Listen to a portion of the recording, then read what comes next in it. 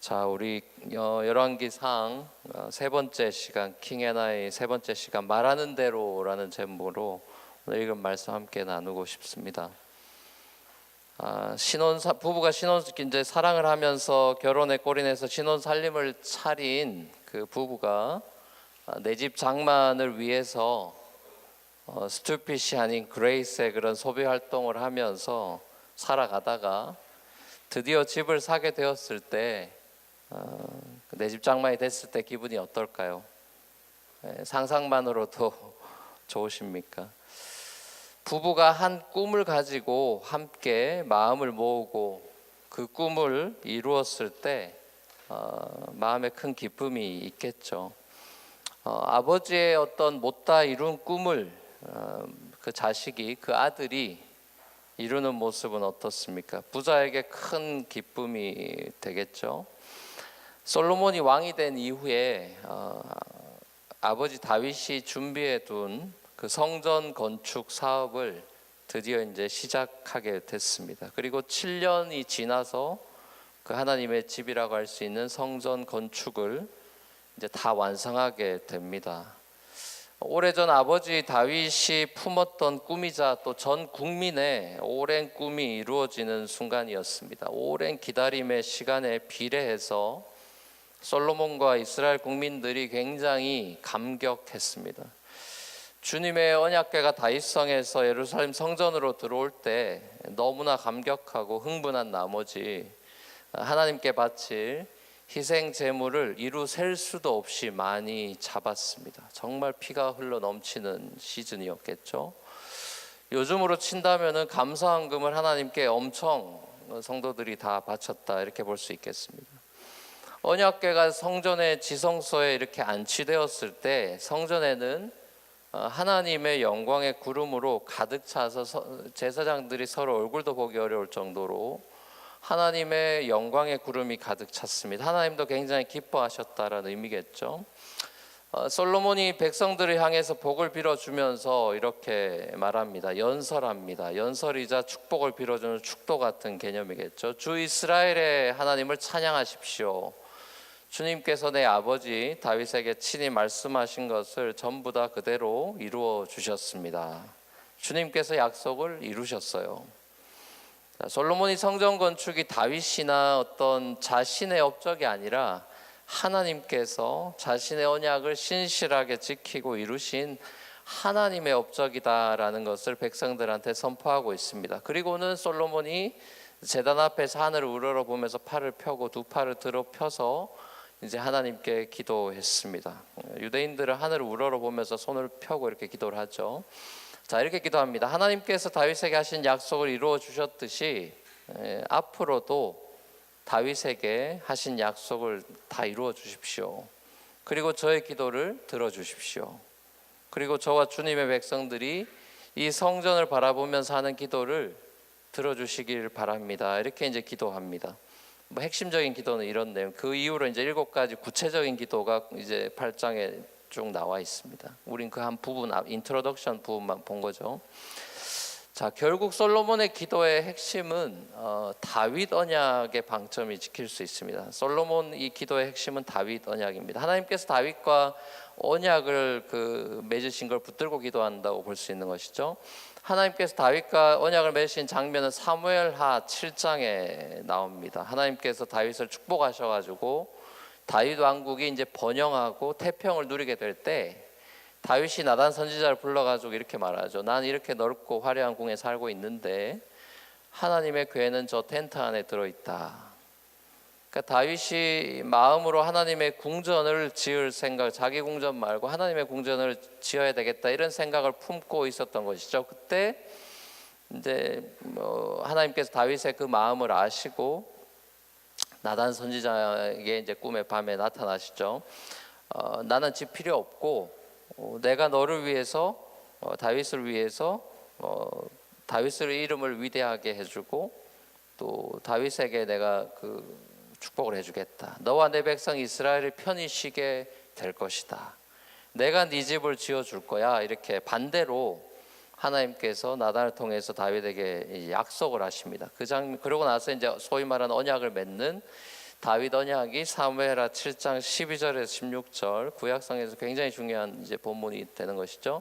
유명한 다윗 언약 이건 한번 같이 보면 좋을 것 같습니다. 사무엘하 7장 12절에서 16절 이것도 세 번역으로 함께 읽어보겠습니다. 시작. 너의 생애가 다하여서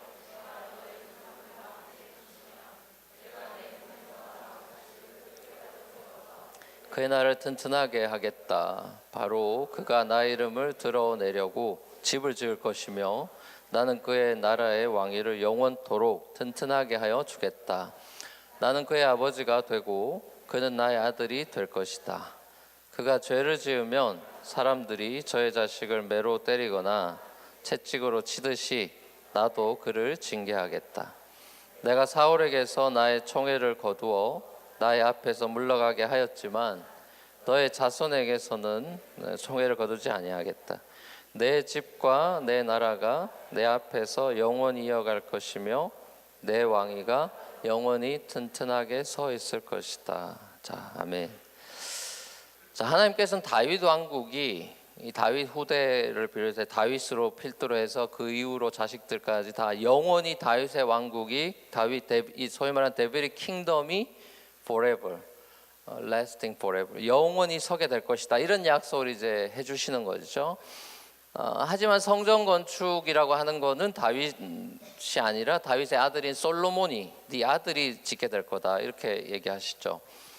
왜 그러냐? 뭐 하나님 마음에 합한 다윗이 졌으면 딱 맞는 것 같은데 왜 솔로몬이 짓게 되느냐? 그 이유에 대해서 이제 그 열왕기서엔 나오지 않고 열왕기서의 주석이라고 할 수 있는 몇백 년 뒤에 쓰여진 책인 역대기상에 이유가 나와 있죠. 다윗은 피를 많이 흘려서 그런 거다 이렇게 나오죠.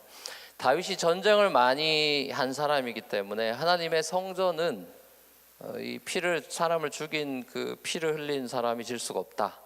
하나님의 성전은 평화를 상징하는 이름인 솔로몬, 샬롬하고 똑같은 이름이죠. 솔로몬, 평화를 상징하는 이름인 솔로몬이 짓게 된다. 이제 그런 의미가 있습니다. 아무튼 솔로몬이 다윗으로부터 하나님의 언약의 말씀을 이제 아버지한테 들었을 게 틀림없고 그것을 마음에 두었고 있었고 그 약속의 말씀이 진짜 이렇게 몇십 년 있다가 성취가 됐음을 이제 성전 봉헌식에서 고백하고 있는 장면이죠. 그래서 이 솔로몬의 기도를 봉헌식의 기도 내용을 보면 아버지 다윗의 이름이 계속해서 이렇게 반복되면서 나오고 있는 것이죠. 자, 그렇다면 솔로몬이 하나님이 참으로 땅에 거하시겠습니까? 하늘과 하늘들의 하늘이라도 주를 용납하지 못하는데 하물며 내가 건축한 이 성전이겠습니까? 라고 이렇게 기도문에서도 고백한 것과 같이 하늘과 땅에 갇힐 수 없이 하나님께서 성전 안에 굳이 계신다는 하나님의 집이라고 하나님의 집이 따로 있을 수가 없는데 하나님의 집으로서의 성전의 의미가 과연 무엇일까요? 하늘에 갇힐 수도 없고 땅에 갇힐 수도 없는 그분이 왜 이 자그마한 집, 우리가 인간이 보기엔 굉장히 화려하고 좋아 보이는 성전이지만 전체를 봤을 때는 굉장히 성냥갑밖에 되지 않는 이런 작은 성전 안에 갇혀 있으시겠다는 것의 의미는 도대체 무엇인가?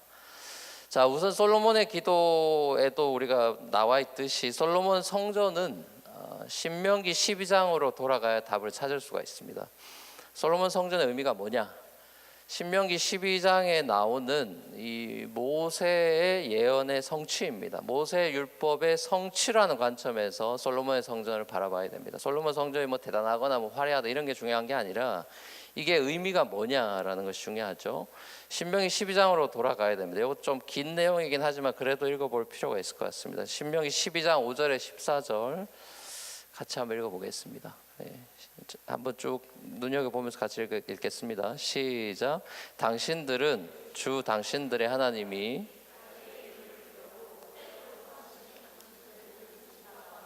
택하신 그곳으로 찾아가서 여기 잠깐 스탑할게요. 하나님이 이름을 두려고 택하신 곳을 찾아 예배를 드려야 된다. 이제 여기 제가 여기는 밑줄이 안 나와 밑줄 나와 있나요? 밑줄이 나와 있네요. 밑줄 쳐져 있죠. 계속 비슷한 내용들이 나오기 때문에 밑줄을 쳐놨습니다. 계속 읽겠습니다. 시작. 당신들은 번제물과 화목제물과 11조와 높이 들어 바치는 곡식제물과 서원제물과 자원제물과 소나 양의 처음 난 것을 그곳으로 가져다가 바쳐야 합니다. 당신들은 주 신들의 하나님이 계시는 그 앞에서 먹도록 하십시오. 그리고 주 당신들의 하나님이 당신들이 수고한 일에 복을 주신 것을 생각하면서 가족과 함께 즐거워하십시오. 오늘 여기에서는 우리가 저마다 자기의 소견대로 예배를 드리지만 거기에 가서는 그렇게 하지 못합니다. 자, 이게 무슨 소리냐? 광야에서는 이런 식으로 예배 드리지만 가나안 가면은 이렇게 해야 된다, 이 소리를 하고 있는 겁니다. 자, 그 다음에 시작. 주 당신들의 하나님이 당신들에게 유산으로 주시는 땅에 아직 이르지 못하고 그곳에서 누릴 안식을 아직 얻지 못한 지금은 당신들이 소견대로 합니다. 그러나 당신들이 요단강을 건너가서 주 당신들의 하나님이 당신들에게 유산으로 주시는 땅에 정착할 때에는 또 주님께서 사방에 있는 모든 적들의 위협을 물리치시고 당신들에게 안식을 주셔서 당신들을 평안히 살게 하실 그때에는 당신들은 내가 당신들에게 명한 모든 것 곧 번제물과 화목제물과 11조와 높이 들어 바치는 곡식제물과 주님께 바치기로 서원한 모든 서원 제물을 주 당신들의 하나님이 그의 이름을 두려고 선택한 그곳, 여기 밑줄이 치어지는 것이죠. 자, 선택한 그곳으로 가지고 가서 바쳐야 합니다. 거기에서 당신들은 주 당신들의 하나님을 앞에 나오나요? 거기에서 안 나오나요? 나와요. 거기에서 시작. 거기에서 당신들은 주 당신들의 하나님을 앞에 모시고 즐거워하십시오. 당신들만이 아니라 당신들의 자녀들, 남종과 여종, 당신들처럼 차지할 몫이나 유산도 없이 성 안에서 사는 레위 사람을 다 불러서 함께 즐거워하십시오. 당신들은 당신들이 택한 아무 곳에서나 번제를 드리는 일이 없도록 조심하십시오. 주님께서 당신들의 지파 가운데서 한 곳을 택하실 터이니 그곳으로 가서 번제를 드리고 내가 당신들에게 명령한 다른 모든 것을 지키십시오. 아멘. 자, 여기 계속해서 나오고 있는 이야기, 광야에서 이런 식으로 예배하지만 너희가 가나안 가면은 택한 그곳에 가서 무조건 예배해야 된다. 지금 계속 그 얘기를 하고 있는 거예요, 지금. 그죠? 신명기는 모세 죽기 전에 유언이죠. 예언의 말씀이고요. 자, 출애굽한 이스라엘이 광야에서 지낼 때에는 정착민이 아니기 때문에 유목민 생활하고 있기 때문에 이동식 텐트인 성막 태버네클을 중심으로 하나님을 예배했습니다. 자, 하지만 이제 약속의 땅인 가나안 땅에 들어가서 이스라엘이 이제 세틀다운하고 정착해서 하나님이 다 대적도 물리쳐주고 이제 안식 말 그대로 세베스를 줘서 이제 천국의 완성은 이 샬롬이고 세베스죠. 주의를 지키는 의미도 사실 안식이죠. 쉼을 주겠다는 약속이죠. 편안한 삶을 승리하게 해서 줬을 때 그때 하나님이 한 장소를 픽업해가지고 너희 거기서만 예배해야 된다. 계속 그 얘기를 강조하고 있단 말입니다. 자, 그 강조한 내용이 오늘 이루어졌다는 게 솔로몬 기도의 내용이라고요. 솔로몬이 성전 세우면서 이게 그때 모세가 예언한 그게 완성이 된 거다 지금. 드디어 그 한 장소가 세워졌다. 그 전에 물론 다윗성인 다윗의 실로, 다윗이 지배하는 그 왕국에 있는 곳, 거기 궤가 있었죠. 그 한 곳, 거기서 예배하는 거였죠. 이제 솔로몬 성전이 완성되면서 예루살렘에서 여기서 이제 픽스돼가지고 여기서 너희가 한 곳, 딴 데서 번제 드리고 이러면 안 되고 여기서만 예배해야 된다. 그 얘기가 지금 이루어졌다. 지금 그 소리를 하고 있는 겁니다. 이스라엘 12지파 모두가 이 솔로몬 성전에서 하나님 이 한 곳에 주님이 택하신 곳에서 예배해야 된다. 광야에서 성막이 이스라엘 12지파 정중앙에 위치해 있죠. 이렇게 세 지파씩 빙 둘러서 이제 배치돼 있죠. 살 때. 그리고 중앙에 텐트가 있듯이 가나안의 이스라엘 백성들의 삶의 중심에 있어서도 성전이 이스라엘 12지파의 중심이다. 자, 이것이 의미하는 바는 뭡니까? 구약적인 그냥 1차적인 구약적인 의미는 하나님이 이스라엘의 왕이다. 이스라엘의 중심이다. 이스라엘의 하나님이 항상 이들 중심의 가운데 계신다. 내가 너희와 항상 함께 있다라는 그 약속이죠. 모세와 시내산에서 약속하신 너희는 You are my people, I'm your God 이라고 하는 그 카버넌트에 항상 나오는 내가 너의 하나님이고 너희 내 백성이다. 자, 그것이 가시적으로 보일 수 있도록 해준 게 성전이었다는 것이죠. 가나안 땅에서 풍요롭게 살게 된 이스라엘 백성들이 왜 꼭 예루살렘에 가서만 예배해야 되느냐? 이제 처음에는 이렇게 그런 줄 알고 예배 생활을 그렇게 제사 드리고 했는데 이제 정착하고 세르단하고 시간이 흐르면서 이스라엘 백성들이 꾀가 생겨가지고 왜 꼭 저 멀리까지 가서 예루살렘에서 예배 드리라고 그러냐? 이러면서 점점 질문이 생겨나기 시작했죠. 특별히 이제 나중에는 북이스라엘과 남유다로 이제 나라 우리 쭉 앞으로 읽어보면 나오겠습니다. 이제 나라가 분단이 되지 않습니까? 남북으로 우리나라처럼 북이스라엘에 이제 여로보암이라는 왕이 있죠. 북이스라엘의 여로보암 왕이 남유다에 대항하는 그런 어떤 정치적인 이제 남북이 우리나라처럼 남북이 이제 컴피티션 관계, 경쟁 관계가 돼가지고 북이스라엘의 여로보암이라는 왕이 남유다의 정치적으로 대항할 목적으로 북이스라엘 지역에 단이라는 곳 장소와 베델이라는 장소에 생추어리 성소를 만들어 버렸습니다. 종교적인 걸 이용한 것이죠. 자기의 왕권을 강화하기 위해서. 자, 이것이 하나님 보시기에 큰 죄악이 됐습니다. 그래서 이후로 모든 여로보암 이후로 모든 북이스라엘 왕들은 이제 우리가 열왕기 상하 읽어보면 쭉 이제 앞으로 보겠습니다만 여로보암의 길로 행했다. 여로보암의 길을 팔로우했다.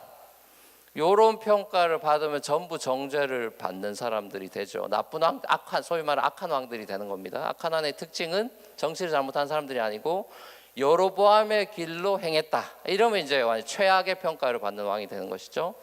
이제 열왕기 상하에 계속 그 얘기 나올 겁니다. 여러분 읽어보시면 북이스라엘 왕 중에 정치를 잘하고 뭐 경제적으로 부흥시켰던 왕들도 있는데 이 양반들도 다 악한 왕이라는 평가를 받았다 그러면 100% 여로보암의 길로 행했다 이런 평가가 붙습니다.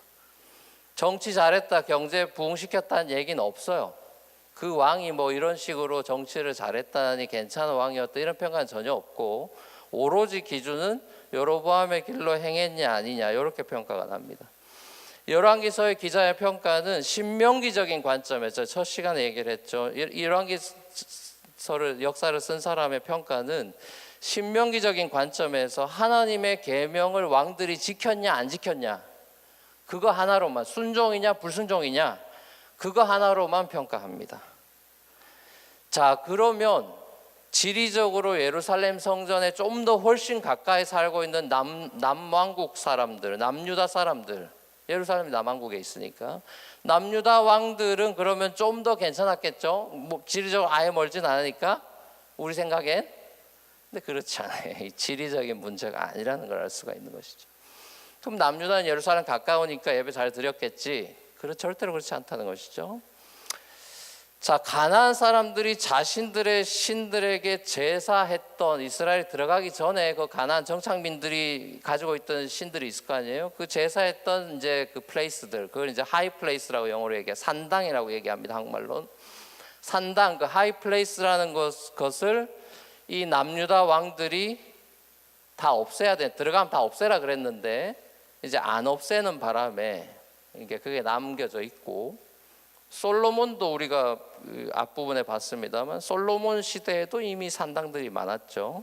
지난 주일에 아마 여러분이 주일 설교를 들었을 텐데 유명한 솔로몬의 지혜를 구하는 장면에서도 그 배경은 기브온 산당입니다. 그죠? 기브온 산당. 그러니까 솔로몬이 노년에는 많은 후궁을 두면서 그들의 이제 신들을 섬기기까지 하게 되고 심지어는 이제 모압의 유명한 신인 그모스 신이라든지 암몬의 유명한 신인 휴먼 세크리파이스 하는 몰렉 신 이런 신을 섬기는 산당들을 솔로몬이 지어요. 그러니까 성전만 짓고 우리 이런 얘기만 알지만 이 솔로몬이 나중에 보면은 이제 후궁들이 영향 받아가지고 이런 어처구니 없는 일들을 막 저지릅니다. 열왕기상 11장에 보면 하나님께서 솔로몬에게 이제 2번씩이나 나타나서 스탑하라고, 너 왜 이러냐고, 우상 숭배 멈추라고 2번씩이나 하나님이 급하게 나타나서 진노하셨지만 눈 하나 깜짝하지 않죠. 그 말씀에 솔로몬이 순종하지 않습니다. 그래서 결국 남북이 갈라지게 되죠. 솔로몬 때문에 남북 이제 아들 둘에 의해서 솔로몬 통일 왕국이 분단이 되게 됐습니다. 제가 아까 그 다윗 언약에도 그런 얘기가 나왔죠. 내가 징계할 거다 잘못하면. 징계를 하신 것이죠. 솔로몬 때 생긴 이 산당들을 나중에 남유다 왕들이 없애지를 못했습니다. 딱 2명만 없앴죠. 히스기야 왕하고 요시야 왕. 요 2왕만 산당을 없앴고 열왕기 기자는 이 2왕만이 선한 왕으로 디스크라이브를 합니다. 뭐라고 디스크라이브를 하냐면 다윗과 같이 여호와의 눈에 정직한 길로 행했다. 이런 평가를 해요. 그러니까 여로보암의 길로 갔다 하면 나쁜 놈들이고 다윗의 길을 걸었다 이러면 착한 왕이 되는 건데 그건 정치적인 거하고는 아무 상관이 없어요. 땅덩어리 커졌다 적어졌다 하고는 아무 관계가 없어요. 무역 잘했다 이런 거 아무 관계가 없고 하나님 계명을 지켰냐, 산당 남유다 왕의 평가는 산당 없앴냐 안 없앴냐, 북이스라엘의 평가는 여로보암의 길로 갔냐 안 갔냐, 우상 숭배 끊었냐 안 끊었냐, 이걸로만 딱 그거 하나로만 평가가 돼요. 자, 그렇다면 하나님이 왜 굳이 거리도 멀고 그런데 예루살렘 성전 한 곳, 하나님이 선택한 곳에서만 예배하라고 하나님 그렇게 인간적으로 보면 똥꼬집을 부린 것일까요? 왜 하나님 그렇게 말도 안 되는 고집을 부리신 걸까요? 그렇게 국토가 넓은데 왜 굳이 한 곳에 더 선택해서 너희 여기서 예배 안 드리면은 다 너희 나쁜 놈들 되는 거라고, 그렇게 왜 하나님이 강력하게 이스라엘에게 그렇게 커맨드를 하신 걸까요? 뭐 여러 가지로 설명이 가능할 수도 있겠습니다만 가장 기본적인 구약적인 의미에서는 이스라엘 백성들에게는 일종의 순종의 테스트였습니다. 다른 산당과 우상 숭배를 아예 차단하려고 하는 목적이었던 거죠.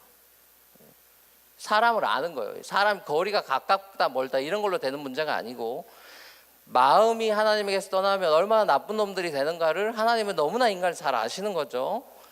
한 곳에서만 예배하라고 집중하라고 어떻게 보면 배려하신 거죠. 자식 잘 되라고 배려하신 거예요. 사실은 무지막지하게 권위로 폭력적으로 누른 게 아니고 인간의 행복을 위해서 그런 것들을 다 차단해 주는 역할이 된 것이죠. 자, 그런데도 안타깝게도 이스라엘 말을 듣지 않습니다. 그리고 우상 숭배를 오히려 더 즐깁니다. 자, 어떻게 보면 아담 때나 태초나 솔로몬 때나 그리고 또 수천 년이 지난 지금이나 똑같은 거예요. 아담만 나쁜 놈이고 무슨 뭐 솔로몬이 나쁜 놈이네 이렇게 평가할 수 있는 게 아니라 아담 때나 솔로몬 때나 지금이나 똑같은 거예요. 사람의 죄악된 본성이 뭡니까? 예배보다 세상 쾌락을 훨씬 더 좋아합니다. 여러분.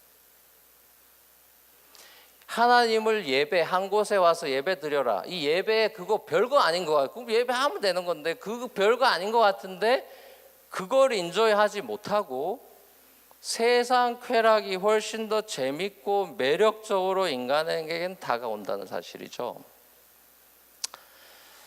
지난주에 제가 한국에서 이제 그 팀케러 목사님 주강서를 모시고 열린 센터 처치 컨퍼런스에 이제 참여하는 동안에 그래서 뭐 계속 하루 종일 수업 뭐 그게 강의 듣고 막 그러고 있는데 공교롭게도 이제 뉴스를 보면서 그 미투 한국에 뭐 미투가 난리더라고요. 그 미투 그게 몇 개 더 뭐 계속 막 보물 터지듯이 터져서 아침에 이제 컨퍼런스 가기 전에 커피 한잔 하러 들어갔더니 옆에 앉아 있는 그 젊은 그 회사 동료 같은 사람들인 것 같던데 둘이 앉아가지고 그 미투 얘기를 하더라고요. 혼자 마시면서 엿들었죠. 뭐라고 한국 사람들은 뭐라고 얘기하나. 그래서 어떻게 그럴 수가 있냐느니 뭐 자기는 그 사람 좋아했다느니 뭐 차기 대통령 되면 찍으려고 그랬다느니 뭐 별의별 소리를 다 하고 막 그러던데, 하루가 멀다 않고 터지는 그런 권력 성추행이나 성폭행 사건들은 평범한 삶을, 어떻게 보면 또 힘겨운 삶을 살아가고 있는 일반 서민들한테는 굉장한 상실감이 아닐까요? 너무 충격적이고, 특히 평소 좋아했던 어떤 유명 연예인이라든지 정치인들의 그런 말과 행동이 너무 이게 앞뒤가 안 맞는 걸 보면서 너무나 큰 실망감과 그런 상실감과 배신감을 느끼겠죠.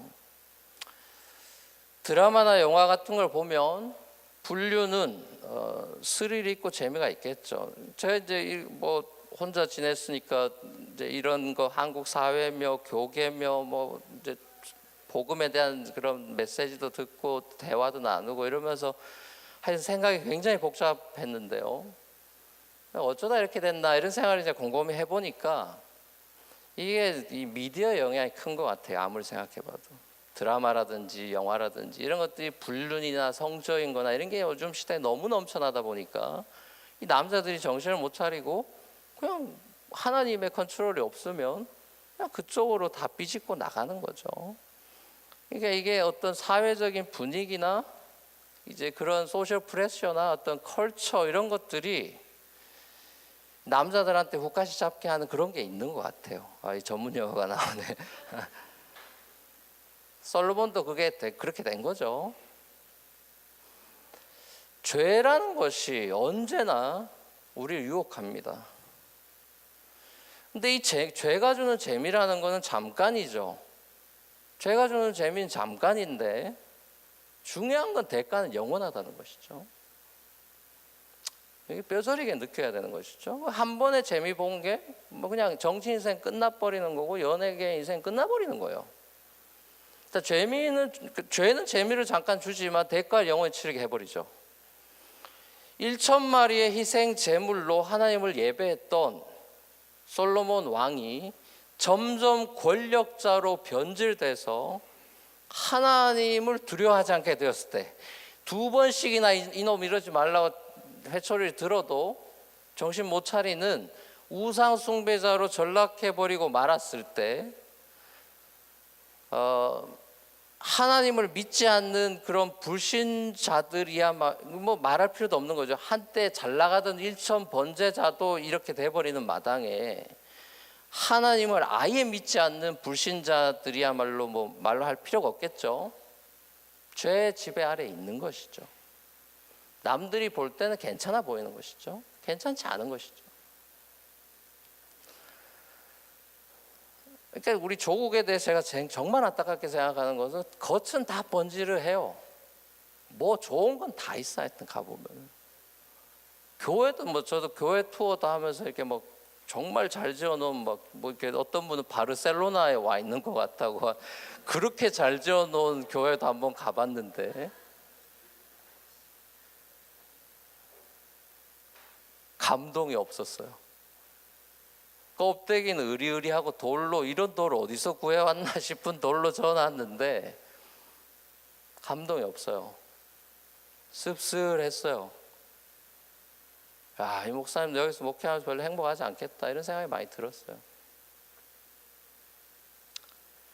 겉은 뭐든지 번지르한데 속이 다 문드러져 있는 너무나 안타까운 그런 조국의 모습을 봅니다. 정계도 그렇고 연예계도 그렇고 교계도 그렇고 하나같이 다.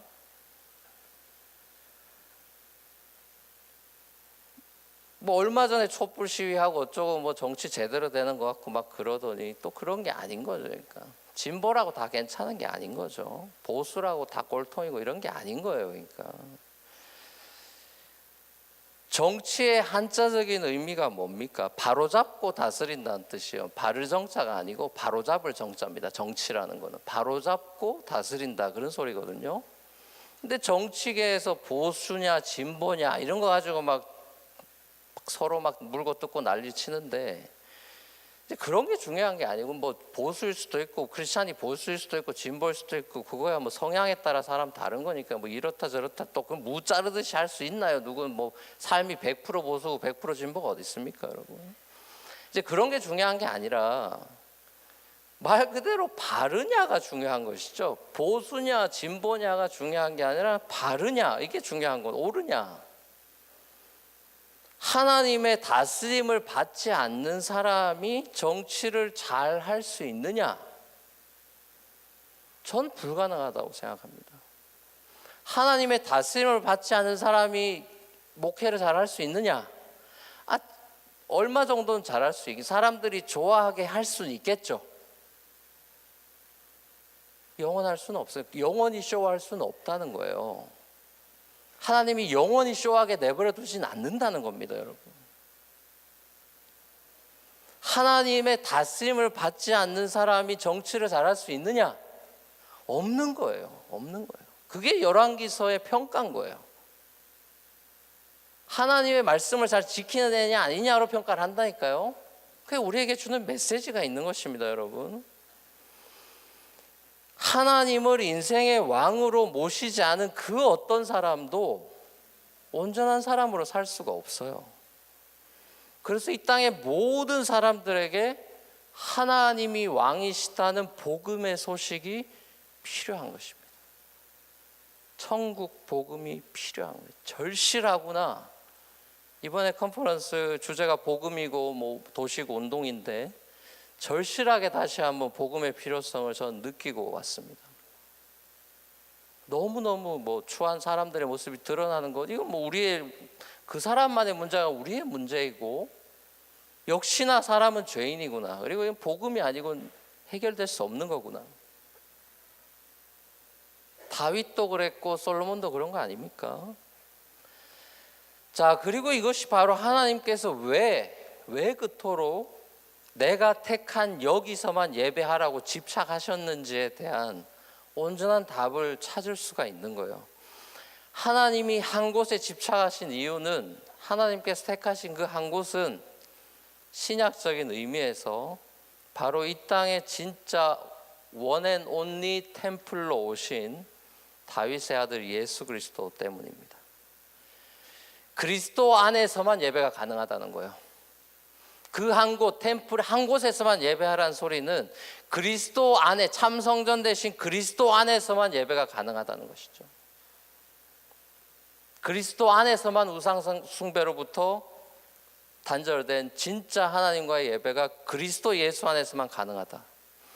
하나님께서 다윗과 약속하신 것은, 언약하신 것은 다윗의 아들 솔로몬이 성취하지 못했어요.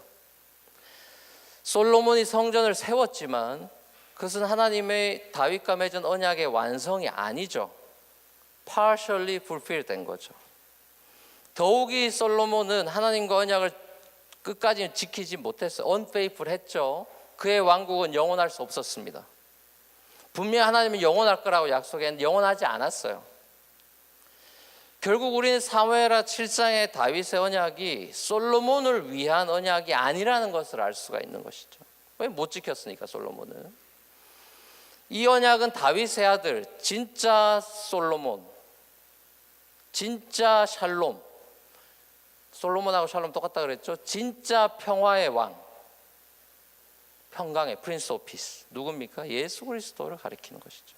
다윗 언약의 성취는 예수에게서 완성이 되는 거예요. 자, 이 대답은 요한복음 4장에도 나옵니다. 우물가의 한 여인이 예수님한테 질문하죠. 예배에 관한 질문합니다. 남유다 수도 예루살렘에서 예배해야 됩니까? 북이스라엘 수도 사마리아에서 예배해야 됩니까? 장소로 질문을 해서 우리 어디서 예배하는 게 맞습니까? 장소에 관한 질문을 던졌죠. 자, 그때 예수님이 뭐라고 대답하죠? 하나님은 영이셔서 뭐 여기저기서 예배하는 그런 게 중요한 게 아니라, 예배하는 사람이 장소가 중요한 게 아니라 영과 진리로 예배해야 된다. 그런 얘기를, 알딸딸한 얘기를 하십니다.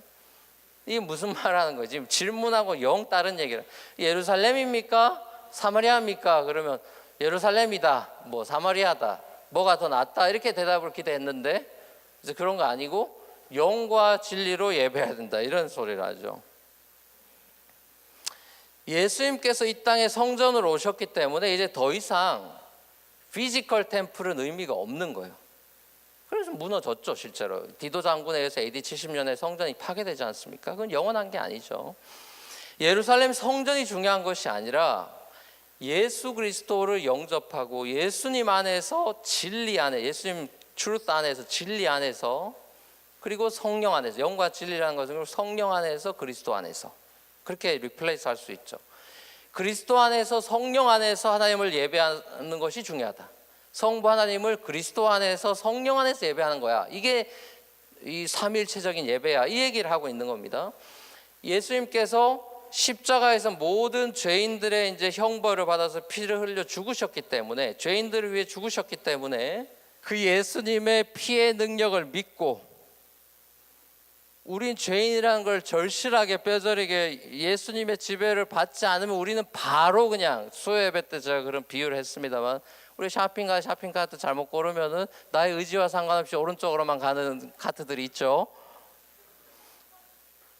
막 힘줘가지고 이렇게 장 보는 내내 내가 왜 이걸 골랐나, 정말 나 자신을 막 굉장히 주체가면서 계속 왼쪽으로 밀면서 갈 때, 그게 우리의 상태예요. 우리의 상태. 우리는 잠시만 정신줄을 놓으면 오른쪽으로 가는, 계속 죄의 길을 선택하는 그런 죄인의 습성이 있는, 어쩔 수 없는 죄인인 저와 여러분들을 구원해 주시고 이 땅에 오셔서 피 흘려 속죄하시고, 넌 안 되지만 나는 된다, 모든 걸 내가 다 이뤘다, 그 예수의 보혈의 능력을 믿고 예수님 안에 거할 때 우리가 다시 성령 안에서 거듭나서 죄와 피 흘리기까지 싸울 수 있다라고 얘기하는 히브리서 12장의 내용이나 사도 바울처럼, 너희가 이미 성령의 저인 걸 알지 못하느냐, 은혜 속에 있으니까 너희가 막 살 수 있느냐, 그럴 수 없다라는 율법주의적인 태도로 죄와 싸우는 것이 아니라 은혜의 복음 안에서 이 피 흘리기까지 죄와 싸울 수 있는, 자, 그런 사람으로 우리가 바뀌었고 하나님 앞에서 보혈을 의지해서 하나님을 예배할 수 있는 사람들이 되었다. 우리가 이제 성전이 되었죠. 그리스도 때문에요. 성전 자체이신 그리스도가 우리 안에 거하시기 때문에 우리가 성전이 된 것이죠. 솔로몬이 성전을 바라보며 부르짖고 기도할 때 하나님께서 들어주십시오, 모든 사람이 성전 바라보면서 기도할 때 기도 들어주세요, 이런 기도 하잖아요. 이 간구는 저와 여러분들에게는 진짜 성전이신 그리스도만을 바라보며 그리스도 안에서 우리가 기도할 때, 쉽게 말하면 예수님의 이름으로 기도할 때 하나님께서 우리의 기도를 들어달라는 간구와 똑같은 것입니다. 그래서 우리는 예수의 이름으로 기도하는 것이죠. 예수님께서 우리에게 약속하셨기 때문이죠. 요한복음 15장 7절에서요, 너희가 내 안에 머물러 있고 내 말이 너희 안에 머물러 있으면 너희가 무엇이든지 구하든지 다 그대로 이루어질 것이다. 이런 엄청난 약속을 하셨지 않습니까? 예수의 이름으로 기도할 수 있는 특권을 받았죠. 사랑 우리 뉴프론티어 교회 성도 여러분, 우리의 소망은 우리 자신의 열심이나 우리의 믿음이나 내 신앙의 경륜이나 연륜이나 이런 게 있지 않아요. 그런 사람이 페일하고 그런 사람이 엉뚱한 짓 합니다. 여러분, 남이 우러러보고 괜찮아 보이는 사람들은 위험한 사람들이죠. 본인이 괜찮은 사람인 줄 착각하는 사람은 굉장히 위험한 사람이죠. 우리의 소망은 우리 자신에게 있지 않아요. 언약을 지키시고 이루시고야 마시는 그 언약의 하나님 아버지와 그 언약을 자신의 십자가 죽음으로서라도 이루어내시고야 마시는 그리스도와 그 예수님의 보혈을 우리의 마음에 날마다 뿌려서 그리스도의 이름으로 기도하게 하시고 그리스도의 이름으로 그리스도 안에서 하나님을 예배하며 하나님을 영화롭게 하는 삶을 살아갈 수 있도록 인도하고 계시는 성령 하나님께, 우리는 성부 성자 성령 하나님께 우리의 소망이 있는 것이죠.